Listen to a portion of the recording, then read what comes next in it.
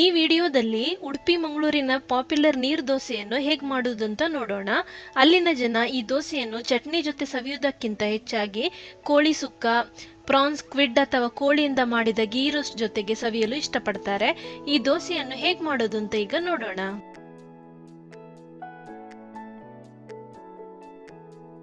ದೋಸೆಯನ್ನು ಮಾಡಲಿಕ್ಕೆ ಮೊದಲಿಗೆ ನಾವು ಹಿಟ್ಟನ್ನು ತಯಾರಿಸಬೇಕು. ಅದಕ್ಕೋಸ್ಕರ ಒಂದು ಬೌಲ್ನಲ್ಲಿ 1 ಕಪ್ನಷ್ಟು ದೋಸೆ ಅಕ್ಕಿಯನ್ನು ಹಾಕೊಳ್ಳಿ. ಈ ದೋಸೆ ಅಕ್ಕಿಯನ್ನು ಚೆನ್ನಾಗಿ ನಾವು ಸ್ವಚ್ಛ ಮಾಡಿಕೊಳ್ಬೇಕು. ಅದಕ್ಕೋಸ್ಕರ ನಾನು ನೀರನ್ನು ಹಾಕೊಂಡು 2-3 ಸಲ ಚೆನ್ನಾಗಿ ತೊಳೆದುಕೊಳ್ತೇನೆ.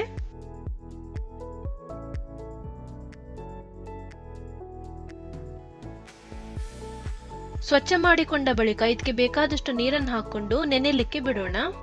ಇದನ್ನು ನೀವು ತುಂಬಾ ಹೊತ್ತು ನೆನೆಯಲಿಕ್ಕೆ ಬಿಡಬೇಕು ಅಂತ ಇಲ್ಲ, ಅರ್ಧದಿಂದ 3/4 ಗಂಟೆನಾದ್ರೂ ನೆನೆಸಬೇಕಾಗ್ತದೆ.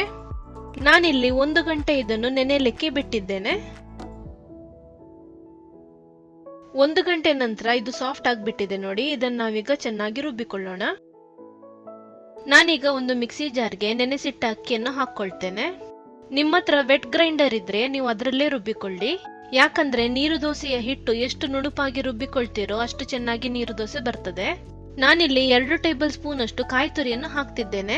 ಕಾಯಿ ತುರಿಯನ್ನು ಹಾಕ್ಲೇಬೇಕು ಅಂತ ಇಲ್ಲ, ಆದ್ರೆ ಹಾಕಿದ್ರೆ 2 ಟೇಬಲ್ ಸ್ಪೂನ್ ಗಿಂತ ಜಾಸ್ತಿ ಹಾಕಬೇಡಿ. ಇದಕ್ಕೆ ಬೇಕಾದಷ್ಟು ನೀರನ್ನು ಹಾಕೊಂಡು ಆದಷ್ಟು ನುಣುಪಾಗಿ ರುಬ್ಬಿಕೊಳ್ಬೇಕು. ಮೊದಲೆಲ್ಲ ಕಡೆಯುವ ಕಲ್ಲಿನಲ್ಲಿ ಇದನ್ನು ರುಬ್ಬಿಕೊಳ್ತಿದ್ರು. ಕಡೆಯುವ ಕಲ್ಲಿನಲ್ಲಿ ರುಬ್ಬಿಕೊಂಡು ಮಾಡಿದಂತ ನೀರು ದೋಸೆಯು ತುಂಬಾ ಚೆನ್ನಾಗಿರ್ತದೆ. ನಾನೀಗ ಹಿಟ್ಟನ್ನು ರುಬ್ಬಿಕೊಂಡಿದ್ದಾಯ್ತು. ಇದರಲ್ಲಿ ಅಕ್ಕಿಯ ಕಣಗಳು ಇರಲೇಬಾರದು. ಈ ಹಿಟ್ಟನ್ನೀಗ ಒಂದು ಬೌಲ್ಗೆ ಹಾಕೋಣ. ರುಚಿಗೆ ತಕ್ಕಷ್ಟು ಉಪ್ಪನ್ನು ಹಾಕೊಂಡು ಚೆನ್ನಾಗಿ ಬೆರೆಸ್ಕೊಳ್ಳಿ. ಈ ದೋಸೆಯ ವಿಶೇಷತೆ ಏನಂದ್ರೆ ಇದನ್ನು ಹುದುಗ್ಲಿಕ್ಕೆ ಇಡಬಾರದು.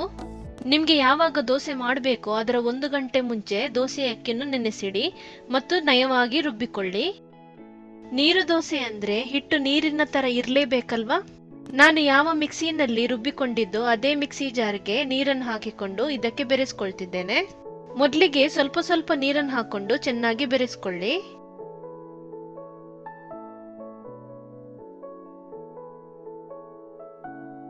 ನೀರು ದೋಸೆಯ ಹಿಟ್ಟು ಯಾವ ಕನ್ಸಿಸ್ಟೆನ್ಸಿನಲ್ಲಿ ಇರಬೇಕು ಅಂತ ನೋಡಿ. ಈಗ ಸ್ವಲ್ಪ ದಪ್ಪಗಿನ ಮಜ್ಜಿಗೆ ಹೇಗಿರುತ್ತಲ್ವಾ ಅದೇ ಕನ್ಸಿಸ್ಟೆನ್ಸಿನಲ್ಲಿ ಇರಬೇಕು.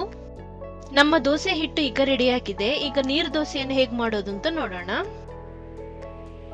ದೋಸೆ ಕಾವಲಿ ಬಿಸಿಯಾದ ಕೂಡಲೇ ಇದಕ್ಕೆ ಚೆನ್ನಾಗಿ ಎಣ್ಣೆಯನ್ನು ಸವರ್ಕೊಳ್ಳಿ. ಪ್ರತಿಯೊಂದು ದೋಸೆಯನ್ನು ಹಾಕುವಾಗ ನೀವು ಕಾವಲಿಗೆ ಎಣ್ಣೆಯನ್ನು ಸವರ್ಕೊಳ್ಬೇಕು. ಈಗ ಒಂದು ಸೌಟು ಫುಲ್ ದೋಸೆ ಹಿಟ್ಟನ್ನು ತೆಗೆದುಕೊಂಡು ಈ ರೀತಿ ಸುರಿಯಿರಿ. ಇದಕ್ಕೆ ಮುಚ್ಚಳವನ್ನು ಹಾಕಿಕೊಂಡು ನೀವು ದೋಸೆಯನ್ನು ಕಾಯಿಸಿಕೊಳ್ಳಿ. ಕೇವಲ 15ರಿಂದ 20 ಸೆಕೆಂಡಿನಲ್ಲಿ ಒಂದೊಂದು ನೀರು ದೋಸೆ ರೆಡಿ ಆಗ್ತದೆ.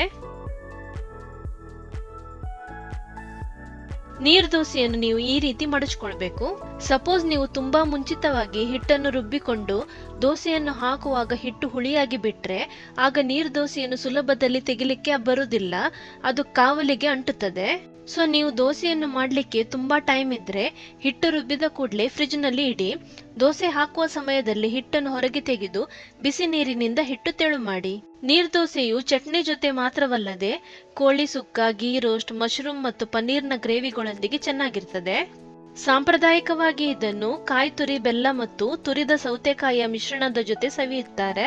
ಸೊ ಈ ದೋಸೆಯ ಬಗ್ಗೆ ಎಲ್ಲಾ ಡೀಟೇಲ್ ಅನ್ನು ಕರೆಕ್ಟ್ ಆಗಿ ನೀಡಿದ್ದೇವೆ ಅಂತ ಅನ್ಕೋತೇವೆ.